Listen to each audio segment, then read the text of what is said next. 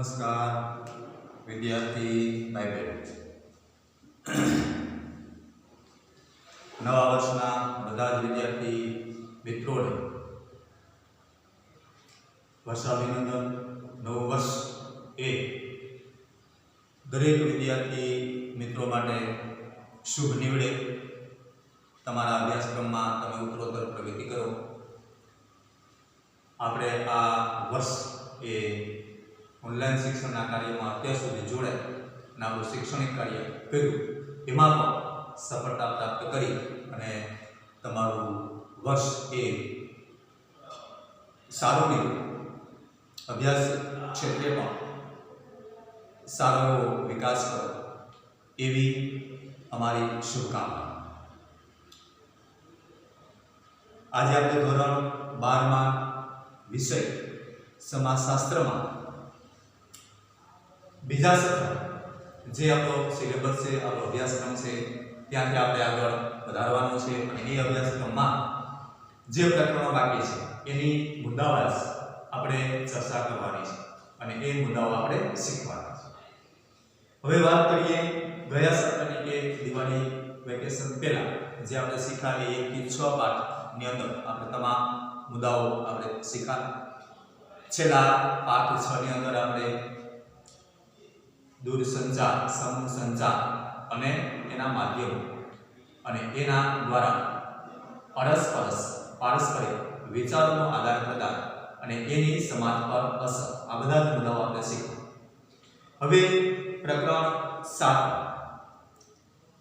નવા સત્રમાં આપણે પ્રકરણ 7 થી આપણે શરૂઆત કરશું.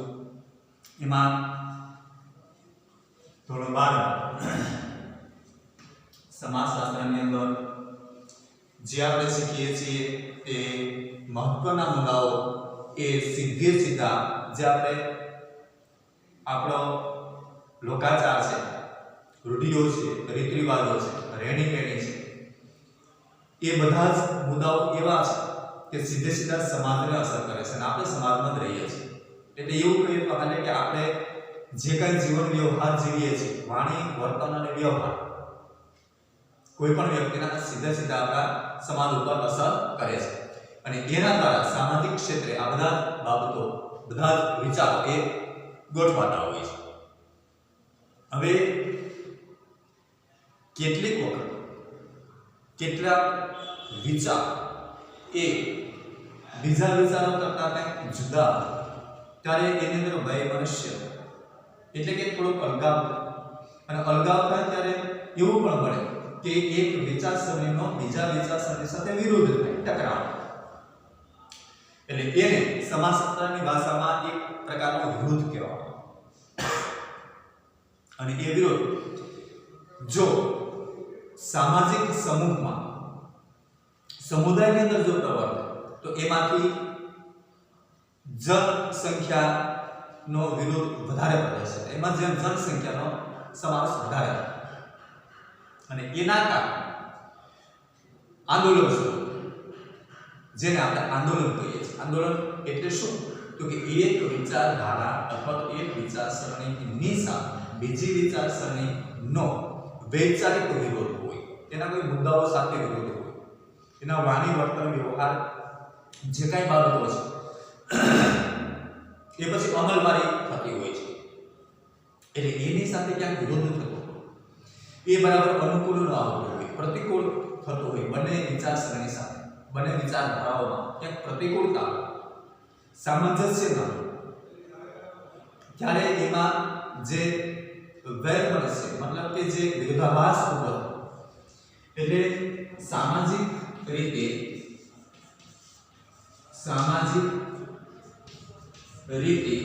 વિરોધ.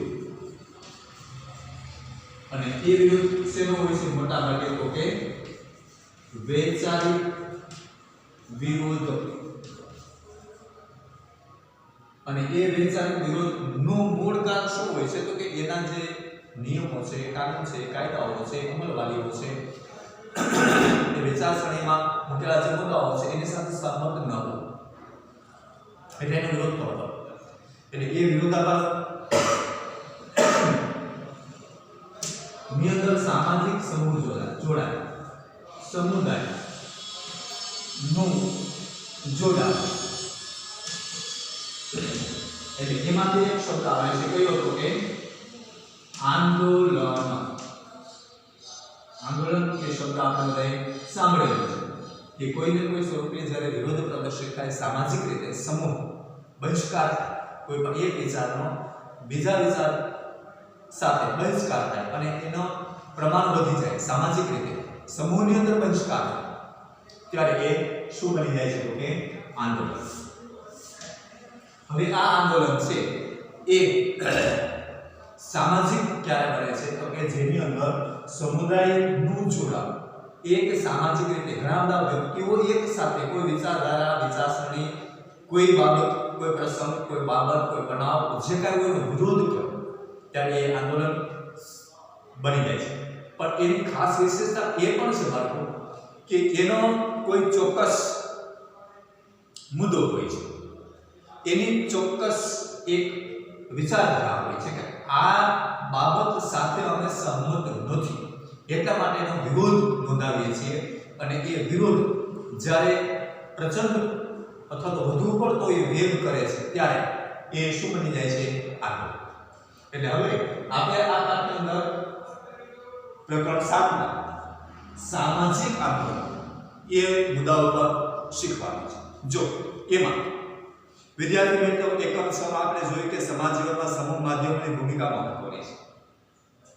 આપણે પાઠ 6 માં સમૂહ માધ્યમ દ્વારા સામાજિક રીતે વિચારોનું આદાન પ્રદાન કરવું બધા જ એક સાથે સંકળાઈ જાય છે એ સમૂહ માધ્યમોનો ઘણો બધો વિસ્તૃત ફાળો છે મોટો ફાળો છે મોટી ભૂમિકા રહેલી છે કોઈ એક જગ્યાએ બનતી ઘટના ક્ષણભરમાં વિશ્વમાં ફેલાઈ જાય છે સામાજિક આંદોલન વિશેની જાણકારી પણ સમૂહ માધ્યમોને લીધે આપણને મળે છે આ સામાજિક આંદોલનો કોને કહેવાય કયા પ્રકારના સામાજિક આંદોલનો થયા છે આંદોલનના લક્ષણો ક્યાં છે અને માનવ સમાજ પર તેની કેવી અસર પડે છે તેની માહિતી આ એકમમાં આપણે મેળવીશું હવે આગળના પાઠમાં આપણે સામાજિક રીતે જે સંચારના માધ્યમો હતા એ સમૂહ સંચારના માધ્યમોના કારણે સમૂહ સંચારના માધ્યમ દ્વારા કોઈ પણ વિશ્વની ઘટના બને એનો ફેલાવો તરફ થઈ જાય છે ફેલાવો ઝડપથી થાય છે અને એ ફેલાવો ઝડપથી થવાના કારણે કોઈ પણ ઘટના જ્યારે બને છે ત્યારે એ વિશ્વ સ્તરે તરત પ્રસરી જાય છે ફેલાઈ જાય છે અને એનો ફેલાવો થવાના કારણે એક જગ્યાએ જે ઘટના બને છે એ બધી જ જગ્યાએ કોના કારણે તો કે સમૂહ સંચારના માધ્યમના કારણે ફેલાઈ જાય છે એટલે બધી જગ્યાએ એ વિચાર પહોંચી જાય છે અને એ ના કારણે પણ ઘણી વખત આ આંદોલન એ સ્વરૂપ ધારણ કરી લે છે એવું પણ બને કેમ કે એક સાથે આ બધા જ વિચારો એ રજૂ થઈ જતા હોય છે હવે આંદોલન એટલે શું આંદોલન કોને કહેવાય હવે આંદોલન ના મુખ્ય મુદ્દાઓ કયા છે એની વિશેષતાઓ કઈ કઈ છે એના સામાજિક આંદોલનને સામાજિક ચળવળ તરીકે પણ ઓળખવામાં આવે છે તો પહેલો મુદ્દો આ સામાજિક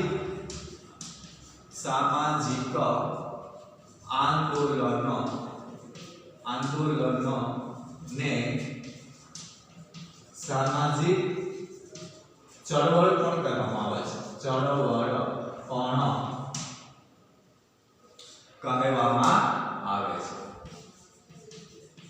જો ક્યારે એક માર્કના પ્રશ્નમાં આ પ્રશ્ન પૂછી લે છે કે ભાઈ સામાજિક આંદોલન ક્યાં નામે ઓળખવામાં આવે છે બોર્ડની પરીક્ષામાં પહેલો જ પ્રશ્ન આપણો કેવો હોય છે તો કે વૈકલ્પિક પ્રશ્ન અને વૈકલ્પિક પ્રશ્નની અંદર 4 વિકલ્પો આપેલા હોય છે 4 વિકલ્પોમાંથી કોઈ પણ એક વિકલ્પ આપણે સાચો લખવાનો એમાં આ પ્રશ્ન હોય છે કે ભાઈ સામાજિક આંદોલનને બીજા કયા નામથી ઓળખવામાં આવે છે તો આપણે સામાજિક ચળવળ આ શબ્દ યાદ રાખો કયો સામાજિક આંદોલનની જગ્યાએ સામાજિક ચળવળ પણ કહેવામાં આવે છે એવી જ રીતે ઘણી વખત એક વિધાનમાં એક વાક્યમાં જવાબ આવા પ્રશ્ન બે વિભાગમાં હોય છે અને એનો એક ગુણ હોય છે વિકલ્પવાળામાં એક ગુણ આમાં પણ એક ગુણ હોય છે એટલે એક ગુણના જે પ્રશ્ન પૂછાય બે વિભાગ એ બે વિભાગમાં એક માર્કનો આવો પ્રશ્ન પૂછી લે છે એકદમ સરસ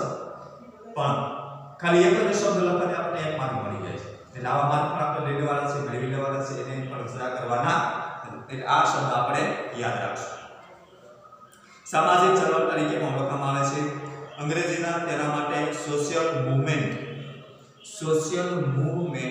સામાજિક આંદોલન એ નો અંગ્રેજી શબ્દ છે સોશિયલ મૂવમેન્ટ શબ્દ પ્રયોજવામાં આવે છે સામાજિક ચળવળ કે આંદોલન આખરે તો સમાજમાં થતા હોવાથી તેની પ્રત્યક્ષ કે પરોક્ષ અસર સમાજની વ્યવસ્થા ઉપર પડે છે આથી આ એકમમાં સામાજિક આંદોલન શબ્દનો ઉપયોગ કરવામાં આવ્યો છે હવે જ્યારે સમાજની અંદર કે કોઈ પણ પ્રકારના વૈચારિક રીતે વિરોધ થાય વૈચારિક રીતે એક વિચારધારાનો બીજી વિચારધારાની સાથે અસહમતિ થાય ત્યારે કોઈને કોઈ સ્વરૂપે બીજો મુદ્દો એ છે કે આ સામાજિક આંદોલન એ પ્રત્યક્ષ કે પરોક્ષ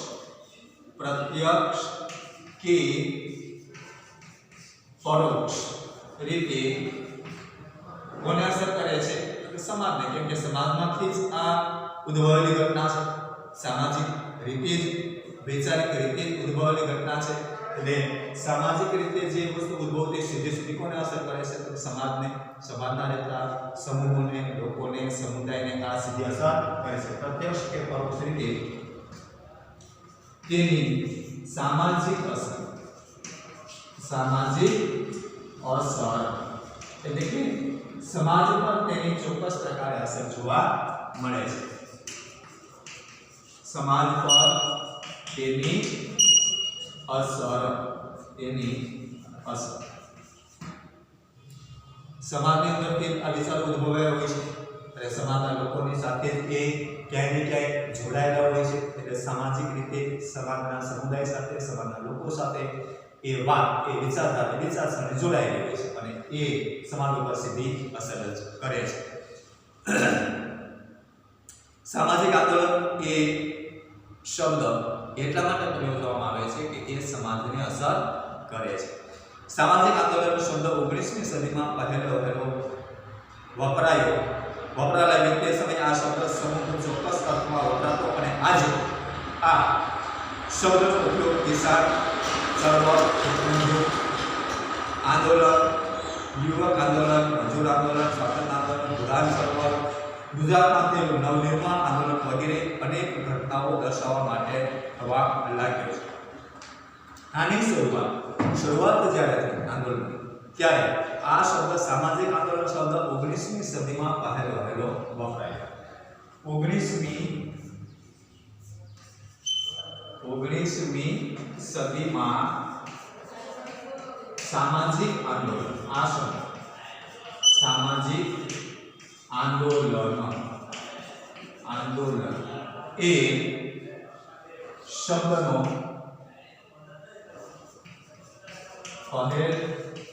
પહેલો આ શબ્દનો પ્રયોગ થયો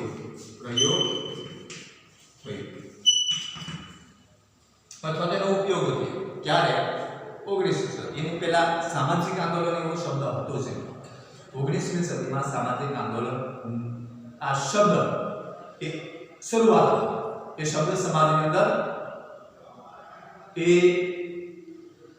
શરૂ થયું એટલે એ સામાજિક આંદોલન તરીકે ઓળખાયું પછીથી એ આપણે આગળ જોઈએ સામાજિક ચળવળ હોય તો પણ એ વપરાય છે પછી એનાથી આગળ કોઈ પણ પ્રકારના સમૂહ જૂથ કે સમુદાય એ જ્યારે કોઈ પણ બીજા વિચારસરણી સાથે વિરોધ કરે ત્યારે એને એ નામ આપી દેવામાં આવે છે માનો કોઈ ખેડૂત વિરોધ કરે કોઈ વિચારધારા સાથે વિચારસરણી હાલે તો એને કિસાન સામાજિક આંદોલન ખેડૂતે કરેલું એ આંદોલન એટલે એની સાથે જોડી દેવામાં એને નામ આપી દેવામાં કિસાન આંદોલન કિસાન સંઘ અથવા તો એનું આંદોલન તો વિદ્યાર્થીઓ આંદોલન કરે વિદ્યાર્થીઓનો વિરોધ કરે તો એને નામ શું આપી દેવામાં આવે કે વિદ્યાર્થી આંદોલન મજૂરો દ્વારા વિરોધ કરવામાં આવે કોઈ વિચારધારાનો, વિચારસરણીનો, કોઈ કાયદા કાનૂનનો, તો એ વિચારધારાનો જ્યારે વિરોધ થાય ત્યારે એ વિદ્યાર્થીઓ કરેલું આંદોલન છે, કિસાનોએ કરેલું આંદોલન છે, મજૂરો જો કરે તો મજૂર સંઘ દ્વારા કરવામાં આવતું આ આંદોલન છે. એટલે પછી નામ જુદા જુદા એ નામ આપી દેવામાં આવ્યા. ખેત મજૂર આંદોલન, યુવક આંદોલન, એ બધા એના નામ છે જુદા જુદા. દાખલા તરીકે ખેત મજૂર આંદોલન, ખેત મજૂર આંદોલન,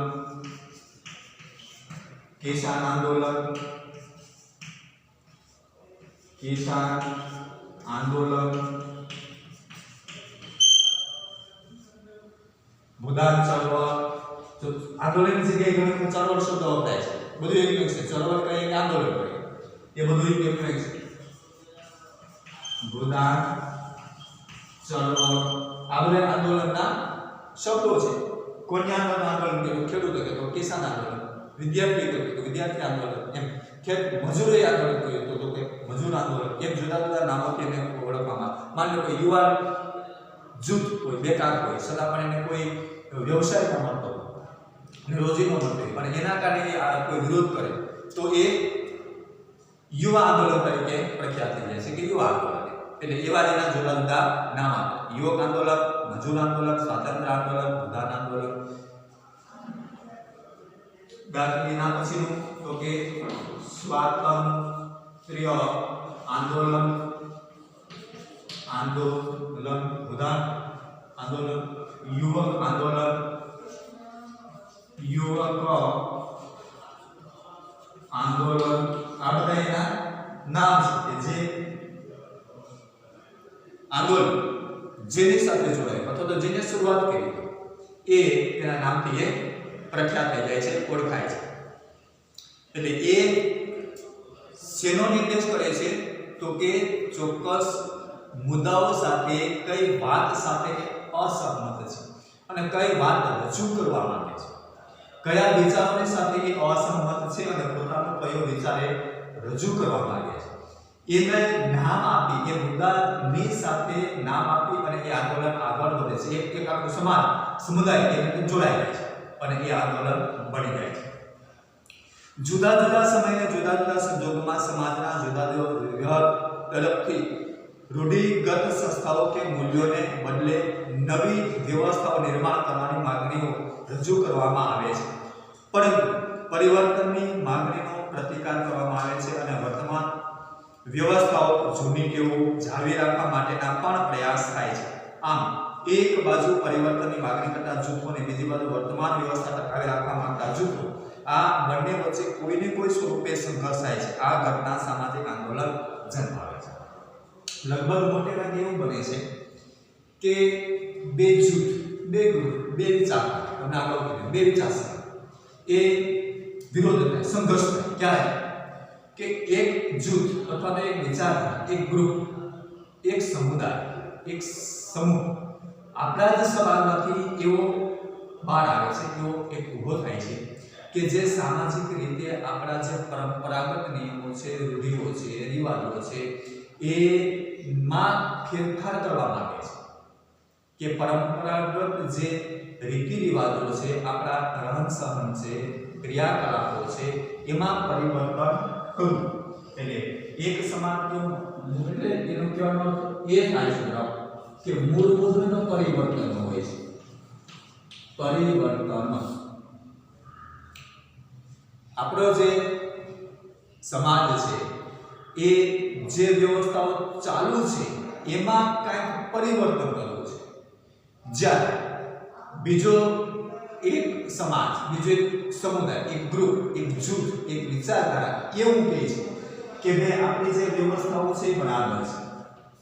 પરિવર્તન વ્યવસ્થા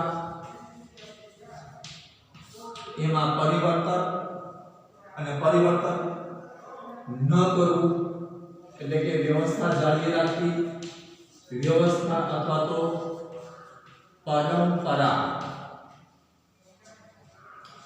જાળવી રાખવી, આ એના મુદ્દાઓ છે. એક સમાજના બે ગ્રુપ પડી જાય છે.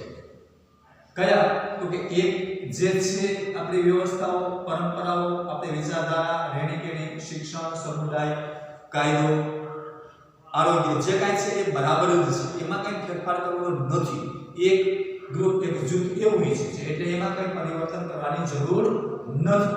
જ્યારે બીજો સમુદાય, બીજો જૂથ, એક બીજી વિચારધારા એ એવું કહે છે કે ભાઈ અત્યારે જે છે એમાં કંઈક પરિવર્તન કરવાની જરૂર છે. આ બે વચ્ચે જ્યારે શું થશે તો કે સંઘર્ષ થશે. કોની સાથે? આ બે વિચારધારાઓ છે. પરિવર્તન કરવા માટે મૂળ મુદ્દો પરિવર્તન હશે. એક એવું કહે છે પરંપરાઓ જાળવવી છે, બીજું એવું કહે છે કે એ પરંપરામાં પરિવર્તન કરવું છે.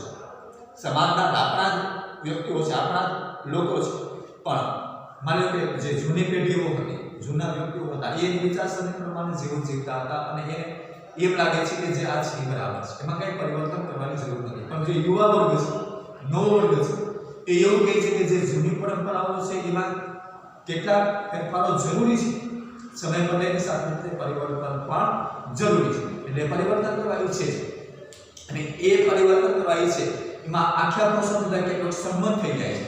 તેમની વાત યોગ્ય છે, પરિવર્તન જરૂરી છે. એની સામે કેટલોક સમુદાય કહે છે કે ભાઈ પરિવર્તનની કાંઈ જરૂર નથી, જે સ્થિતિ છે, જે વ્યવસ્થાઓ છે એ બરાબર છે. એટલે આપણે આ બધી જ સામાજિક પરિસ્થિતિમાં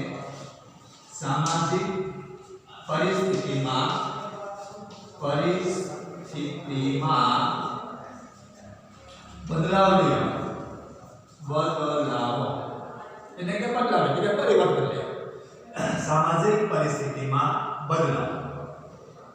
હવે બદલાવ જો આવે તો કેટલાક સમુદાય એમાં સહમત થતા નથી. સામાજિક પરિવર્તન એટલે કે બદલાવ, સામાજિક પરિવર્તનની અંદર કેટલાક સહમત છે, કેટલાક અસહમત છે. એમાં સહમત અને અસહમત. હવે આ બે વચ્ચે શું થશે તો કે સંઘર્ષ. અને સંઘર્ષ છે એ જ મૂળ તો શું બની જાય છે તો કે સામાજિક આંદોલન. એમાંથી આ સામાજિક આંદોલન એ શબ્દ આવ્યો છે. આ સંઘર્ષમાંથી, વિરોધાભાસમાંથી, એ બે વિચારધારામાં અલગ અલગ વિચારો રજૂ કરે એના કારણે સંઘર્ષ થવાનો છે. જ્યારે કેટલાક વ્યક્તિઓ પરિસ્થિતિ, સામાજિક જીવન છે એમના પરંપરાગત રાખવા ઈચ્છે છે, કેટલાક વ્યક્તિઓ એમાં પરિવર્તન કરવા ઈચ્છે છે. એટલે આ બે વચ્ચે સંઘર્ષ થાય છે અને એમાંથી સામાજિક આંદોલન શરૂ થાય છે કે જ્યાં સુધી એ બે વિચારધારાઓ, કેટલાક મુદ્દાઓ એ સમાનપણે આવે અને એની સમસ્યાઓ હલ ન થાય ત્યાં સુધી આ જે સામાજિક સ્તર છે, સમાજ વ્યવસ્થાઓ છે એ વ્યવસ્થિત ચાલતી નથી, વ્યવસ્થિત ગોઠવાતી નથી. કેમ કે એ આંદોલન ચાલ્યા કરે છે, કેમ કે એ સંઘર્ષ મૂળે તો પરિવર્તનમાંથી જન્મે છે અને એ પરિવર્તનના કેટલાક મુદ્દાઓ યોગ્ય રીતે સુલઝે, એની સમસ્યાઓ યોગ્ય રીતે હલ ન થાય તો એ સમસ્યાઓ હલ ન થાય ત્યાં સુધી આંદોલન ચાલુ રહે છે. સમસ્યાઓ હલ થઈ જાય એટલે ફરી પાછું આંદોલન શમી જાય છે. ઘણી વખત આપણે જોતા હોય કે આંદોલન ટીવીમાં સમાચાર આવતા હોય, છાપામાં આવતા હોય તો કેટલાક જૂથ, કેટલાક સમુદાય, કેટલાક વર્ગ એની કેટલીક માંગણીઓ હોય છે કે ભાઈ અત્યારે અમારી માંગણીઓ છે, આ જરૂરી છે, આ પરિવર્તન જરૂરી છે, એવું ન થાય તો આંદોલન કરશે. જ્યારે એની જરૂરિયાતો સંતોષાય જાય તેને હવે બરાબર છે, જેટલા અંશે આપણે જરૂરિયાત હતી એટલા અંશે એ બધી વ્યવસ્થાઓ ગોઠવાઈ ગઈ છે ત્યારે આંદોલન સમી જાય છે. પછી આંદોલનનો કોઈ પ્રશ્ન રહેતો નથી.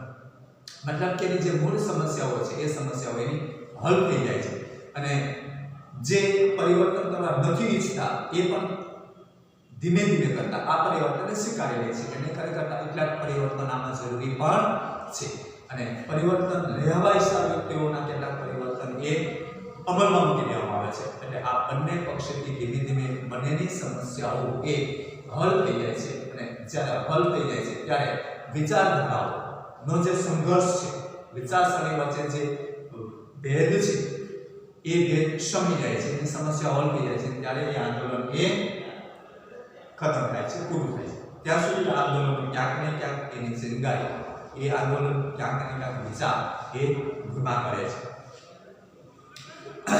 આ રીતે જોઈએ તો સામાજિક આંદોલન અજાણતા જે પેદા થઈ જતી ઘટના નથી, તેની પાછળ સભાનતાપૂર્વકના હેતુઓ રહેલા હોય છે. તેમાં પરિવર્તન માટેની સભાન માંગણીઓ રહેલી હોય છે. આંદોલન કોઈ ચોક્કસ રીતે કોઈ મુદ્દાની સાથે જોડાયેલું હોય છે. એટલે આંદોલન છે એ સામાજિક આંદોલન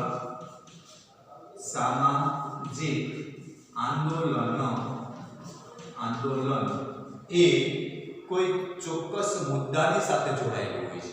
ચોક્કસ પરિવર્તન, ચોક્કસ વિચારધારા, ચોક્કસ વિચારસરણી સાથે જોડાય છે. એટલે એ સભાનતાની સાથે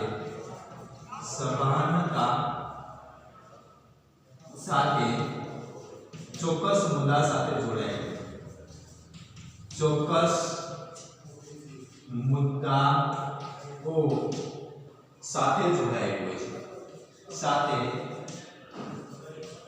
જોડાયેલા વિચારો હોય છે. કેમ કે એ સમજપૂર્વક વિચારસરણીથી આયોજનબદ્ધ વિચારીને ગોઠવવામાં આવતા એના મુદ્દાઓ લઈ અને એ જૂથ, એ સમુદાય, એ વિચારધારા એ બહાર આવે છે. અને એ સમુદાય જ્યારે આખો વિરોધ કરે બીજા સમુદાયનો, ત્યારે એ આંદોલન બની જાય છે. અને એ આંદોલન બને એ ચોક્કસ સભાનતાની સાથે એના ચોક્કસ મુદ્દાઓ હોય છે. એ મુદ્દાઓને ધ્યાનમાં રાખી અને એ આંદોલન થતું હોય છે. એટલે અજાણતાના ઘટના બનતી નથી કે ભાઈ આંદોલનની કોઈ કારણ નથી, સીધું આંદોલન ઉપડી ગયું એવું ક્યારેય બનતું નથી. ભાઈ સીધો સંઘર્ષ ઉપડી ગયો એવું ક્યારેય બનતું નથી. એની પાછળ ચોક્કસ વિચાર, ચોક્કસ કોઈ કારણ હોય છે. આપણી ભાષામાં કોઈ કારણ સિવાય ત્યારે આંદોલન થતું નથી, એના ચોક્કસ કારણ હોય છે. એટલે આંદોલનના આપણે વિચાર લખીએ છીએ, એના ચોક્કસ જોડાયેલા હોય છે, એના ચોક્કસ કારણો, જેના ચોક્કસ મુદ્દાઓ હોય છે. એનો અર્થ એ કે એના ચોક્કસ કારણ પણ હોય છે. ચોક્કસ કારણ એટલે કે એના કોઈ ચોક્કસ કારણના જ લીધે એ આંદોલન થાય છે, સંઘર્ષ થાય છે. એમનામ જ કાંઈ બિનજરૂરી અથવા તો અસમાનતાપણે એ આંદોલન થઈ જતા નથી, અથવા તો એ આંદોલન જે છે એ વિચાર વિહોણા છે એવું હોતું નથી. એની અંદર કોઈ વિચાર, કોઈ તથ્ય નથી એવું પણ હોતું નથી. એની અંદર કોઈ સાર હોય છે, એની અંદર કોઈ મુદ્દાઓ હોય છે, એની અંદર કોઈ અર્થસભરની વાતો એની અંદર હોય છે. અને ત્યારે તે આંદોલન સક્રિય બને છે. તેની પાછળ સભાનતાપૂર્વક હેતુ, એના ચોક્કસ હેતુ રહેલા હોય છે. એ પાર પાડવા માટે એ આંદોલન શરૂ થાય છે. તેમાં પરિવર્તન માટેની સભાન માંગણી હોય છે. આંદોલન સાથે વિચારસરણી પણ સંકળાયેલી હોય છે. વિચારસરણી આંદોલનકારીઓના અસંતોષને પ્રગટ કરે છે, સમસ્યાઓના નિવારણનો માર્ગ રજૂ કરે છે અને પરિવર્તનની માંગણીનું વાજબીપણું સ્થાપિત કરે છે. હવે વાત એ આવે કે જ્યારે આંદોલન શરૂ થાય ત્યારે એના ચોક્કસ વિચારો રજૂ કરે, ત્યારે એની માંગણીઓ હોય છે, એના મુદ્દાઓ હોય છે, એના ચોક્કસ હેતુ હોય છે. એ હેતુઓ પરિવર્તન માટેની સભાન માંગણી હોય છે. એમાં ચોક્કસ પરિવર્તન થવું જ જોઈએ, આવા હેતુની માંગણી હોય છે. આંદોલન સાથે વિચારસરણી પણ સંકળાયેલી હોય છે.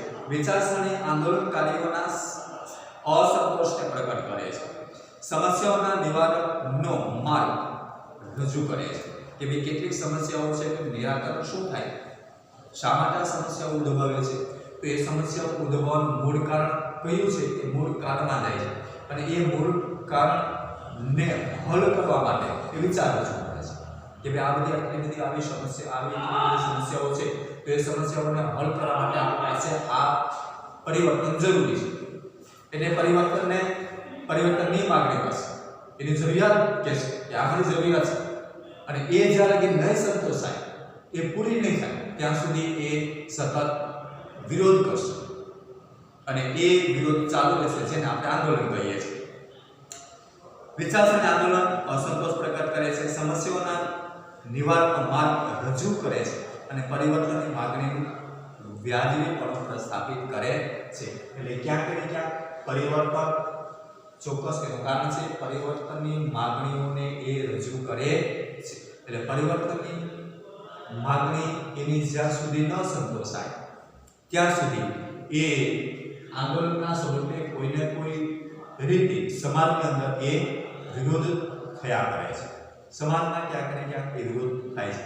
હવે એ વિરોધ થવાનું મૂળ કારણ એ છે કે એને ક્યાંક ને ક્યાંક સમસ્યા છે, ક્યાંક પ્રશ્ન છે. એ પ્રશ્ન હલ ન થાય, એ સમસ્યા હલ ન થાય ત્યાં સુધી તો એ આગળ જઈ નહીં શકે. એટલે એ સમસ્યા હલ કરવા માટે પોતાની માગણી રજૂ કરશે અને સામે પક્ષેથી જેની પાસે તેની માગણી છે એ માગણી સંતોષાશે નહીં ત્યાં સુધી એ પોતાના વિચારોને ચાલુ રાખશે, વિરોધ કરવાનું ચાલુ રાખશે. પછી જો એની માગણીઓ સંતોષાઈ જશે, કેટલીક માગણીઓ એ પરિવર્તનના ભાગરૂપે પ્રસ્થાપિત કરશે, તો એ પ્રસ્થાપિત કરેલી માગણીઓ સંતોષાઈ જાય એટલા માટે એ આંદોલનના ચોક્કસ મુદ્દાઓ એની અંદર મૂકે છે. જેવી એની સમસ્યા હલ થઈ ગઈ, એની સમસ્યાઓ હલ થતાની સાથે જ એ પોતાની માગણીઓ સંતોષવાના કારણે આંદોલન પૂર્ણ કરશે, આંદોલનને બંધ કરી દેશે. અને એટલા માટે એ પરિવર્તન લઈ આવી પોતાની માગણીઓ સંતોષાય જાય પછી એ પોતાનું આંદોલનને સમાપ્ત કરશે, ખતમ કરશે, પૂરું કરશે. કેમ કે એને પરિવર્તને સ્થાપિત કરશે, સમસ્યાઓનો હલ કરશે. આવી રીતે મૂળભૂત સમાજમાંથી ઉદ્ભવતું આંદોલન છે. સમાજના વ્યક્તિઓના પરિવર્તનની માંગ હોય છે, ચોક્કસ હેતુ હોય છે, એના ચોક્કસ કારણો હોય છે અને એ સમસ્યા નિરાકરણ હલ થઈ જાય એટલે એ આંદોલન સમાપ્ત થઈ જાય. બાળકો, આજના તાસે આપણે પૂર્ણ કરીએ છીએ. હોમવર્કમાં તમારે આ વિડિયો પૂરો થઈ ગયા પછી ફોટા સ્વરૂપે અથવા પીડીએફ ફાઇલમાં આપેલા પ્રશ્નો અથવા તો મુદ્દા અથવા પેરેગ્રાફ આપેલા હશે, તમારે હોમવર્કની નોટમાં તમારે લખી લેવાના છે અને એ નોટમાં લખી લીધા પછી એનું અધ્યયન કરવાનું છે અને અધ્યયન કરી અને વારંવાર એની પ્રેક્ટિસ કરવાની. પાઠ્યપુસ્તક પર તમારી પાસે છે તો હોમવર્કમાં પાઠ્યપુસ્તકનું વાંચન નહીં કરવાનું, જેથી કરીને આપણે પરીક્ષાલક્ષી તૈયારી કરી શકીએ. હોમવર્કમાં તમારે વાંચન કરવાનું, પાઠ પણ વાંચવાનો, પાઠ્યપુસ્તક છે આપણી પાસે એમાં અને આપેલું જે હોમવર્ક છે એ તમારી હોમવર્કની નોટમાં લખી દેવાનું. આ તમારું હોમવર્ક. આજનો તાસે આપણે પૂર્ણ કરીએ છીએ.